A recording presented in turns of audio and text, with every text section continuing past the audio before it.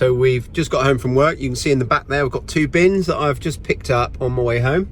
And the girls know what's happening. They've been running alongside the car, waiting to get fed.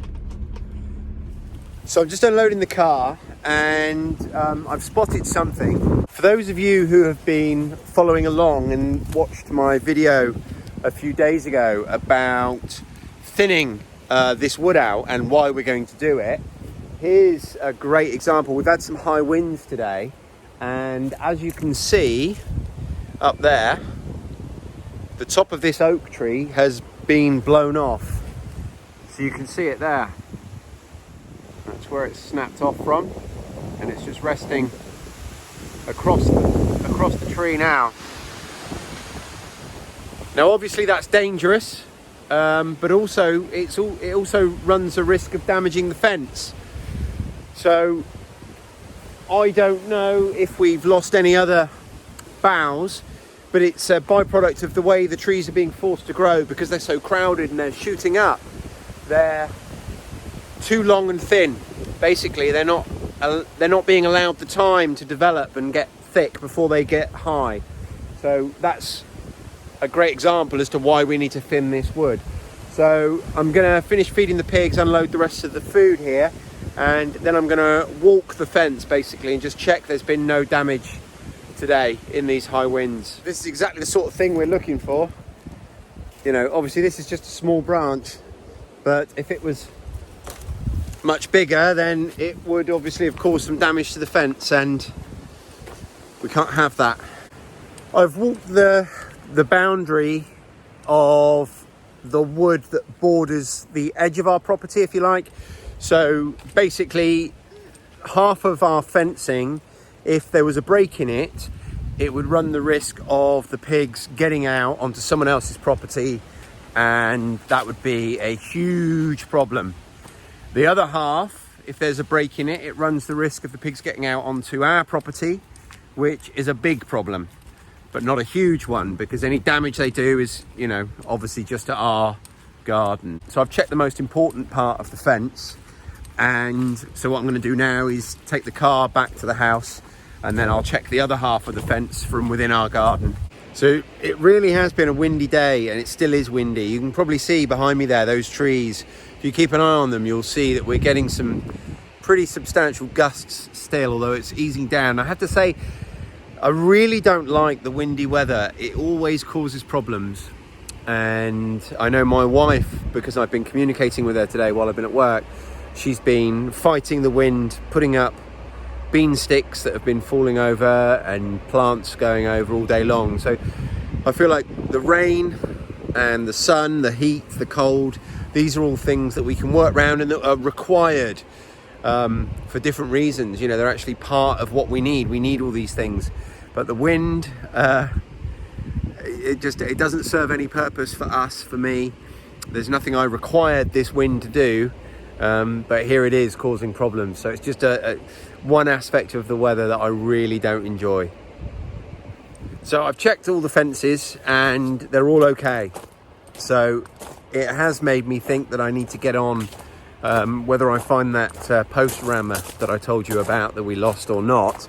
I'm going to need to get on and sort out that other bit of fencing. So I might just hit them in with a sledgehammer in the end, which isn't ideal, but it will get the job done. Anyway, I'm going to go in now, clean myself up a bit, and then go milk the goats. In the middle of doing the goats, and I've just spotted something I wanted to share with you. It's a new development. So we've got 2 dogs, and the Jack Russell, which is the smaller dog, the bigger dog is just a mix. But the Jack Russell, which is the smaller dog, just can't be trusted. He runs off. And so my wife has developed this new system, because the bigger dog is the obedient one. And this is the new system which allows us to have them both off the lead.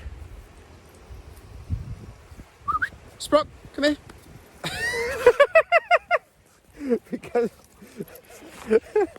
because the big dog will always come when you call him. That's my other son taking him for a walk.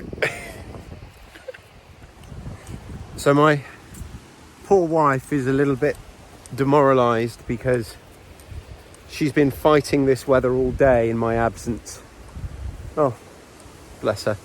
So we've had all sorts of things go over. Look,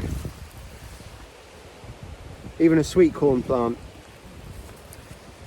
and she's tried to help prop it up with this bamboo cane, tied together with some grapevine.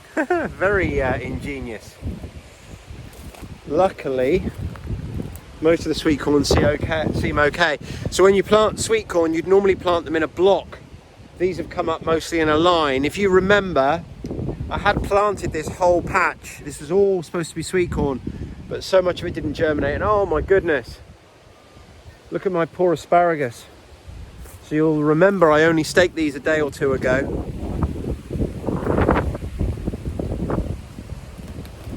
I'm just assessing the damage. All of our bean canes have pretty much gone over. And a lot of our tomatoes.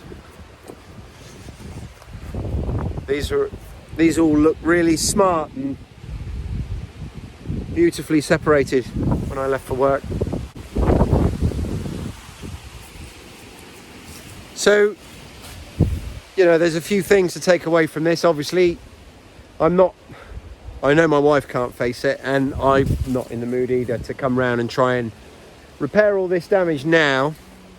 We will do it tomorrow. I mean, it is Friday after all, so tomorrow it's a new day and we'll all be rested and happy and you know, happy to work in the garden. But most importantly, this wind won't be here, because it's the wind that just demoralises you when you're fighting against it.